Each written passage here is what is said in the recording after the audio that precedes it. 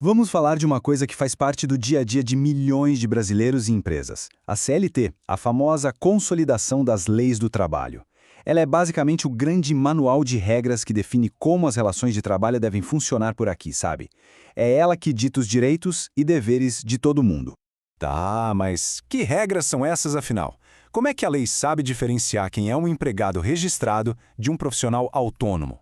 E mais, como é que uma lei criada lá nos anos 40 continua valendo e se adaptando até hoje? É isso que a gente vai entender agora. Para a gente entender isso direitinho, nosso papo vai passar por 5 pontos principais. A gente começa lá na base, na história da lei. Depois, vamos ver as definições super importantes de empregador e empregado. Em seguida, a gente mergulha nas regras do dia a dia do trabalho, descobre qual é a da carteira de trabalho e, para fechar, vê como a CLT está se virando nessa era digital. Bom, vamos começar do começo, né? A origem de tudo. A CLT não é só mais uma lei no meio de tantas outras. Ela é o alicerce, a fundação onde todo o sistema de trabalho do Brasil foi construído. A história começa em 1º de maio de 1943, durante o governo de Getúlio Vargas. Foi nesse dia que a CLT nasceu. E a grande missão dela era bem clara: botar ordem na casa. Antes dela, existiam dezenas de leis trabalhistas espalhadas. A CLT veio para juntar tudo isso num lugar só, num código único e bem mais forte. Ok, a gente já sabe de onde ela veio. Mas e aí, como é que a CLT define quem é quem nessa história toda? Essa diferença entre empregador e empregado é a base para todo o resto. Olha só o que diz o artigo 2º. Empregador não é só quem paga o salário não, hein? É quem assume o risco do negócio. Ou seja, se a empresa vai bem ou vai mal, a responsabilidade é de quem? Do empregador. É ele quem contrata, paga e, claro, quem dá as ordens e direciona o trabalho. Do outro lado, a gente tem o empregado. E segundo o artigo 3º, para ser considerado empregado, precisa de uma combinação de fatores. Primeiro, tem que ser uma pessoa física. O trabalho tem que ser feito com frequência, não pode ser uma coisinha de vez em quando. Tem que seguir as ordens do empregador, que é o que a lei chama de subordinação, e, claro, tem que receber um salário por isso tudo.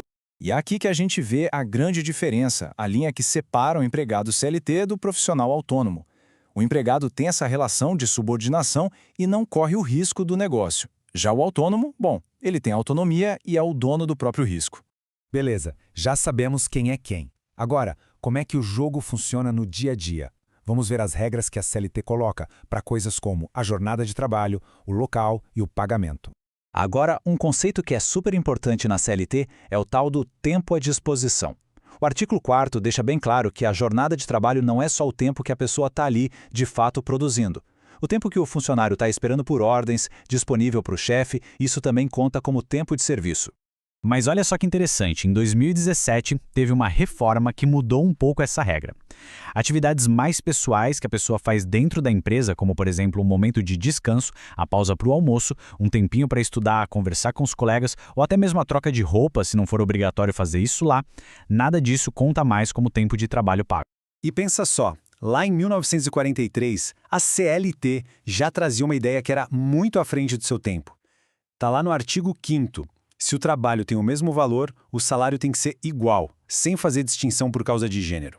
Essa é a base da isonomia salarial, uma discussão que continua super atual. E se tem uma prova de que a lei tenta se adaptar aos novos tempos, está aqui no artigo 6º. O que antes era só uma mençãozinha ao trabalho feito em casa, hoje é uma regra que abraça totalmente o trabalho remoto. Ela deixa claro que não faz diferença se a pessoa está no escritório ou trabalhando de casa. A supervisão por computador, por meios digitais, tem o mesmo valor da supervisão presencial. Certo, mas como é que tudo isso vira oficial? A resposta está num documento que é um verdadeiro ícone do trabalhador brasileiro, a Carteira de Trabalho e Previdência Social, a nossa famosa CTPS. E a própria carteira tem uma baita história, viu? Ela nasceu lá em 43 como carteira profissional. Depois, em 69, foi rebatizada e virou a CTPS que a gente conhece. E em 2019, ela deu o grande salto para o século XXI, se tornando, por lei, prioritariamente digital. E a importância dela não é pouca coisa não. O artigo 13 é bem direto. A CTPS é obrigatória para qualquer tipo de emprego formal, não importa se é no campo, na cidade grande ou mesmo num trabalho que vai durar só um tempinho. Para a gente ter uma ideia da mudança, é só olhar como era para tirar a carteira antigamente. O texto original do artigo 14 descrevia o que parecia um labirinto burocrático. Tinha que passar por departamentos nacionais, delegacias regionais, uma complicação. Agora, olha só como é hoje. A emissão fica toda centralizada no Ministério da Economia e a regra agora é o formato eletrônico. Foi uma simplificação gigantesca que mostra bem como a lei tem se modernizado.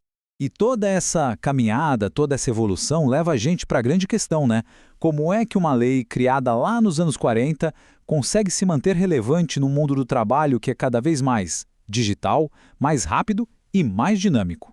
Essa transformação da carteira de trabalho, que deixou de ser um caderninho de papel para virar um aplicativo no celular, talvez seja o maior símbolo dessa adaptação. A tendência é muito clara. A lei está correndo para tentar acompanhar a revolução que a tecnologia está causando no jeito como a gente trabalha. Nesses mais de 80 anos, a CLT já provou que consegue se reinventar. A grande pergunta que fica no ar é: quais vão ser os próximos desafios, as próximas fronteiras que ela vai ter que cruzar para continuar regulando o futuro do trabalho? Um futuro que, na verdade, já está batendo na nossa porta.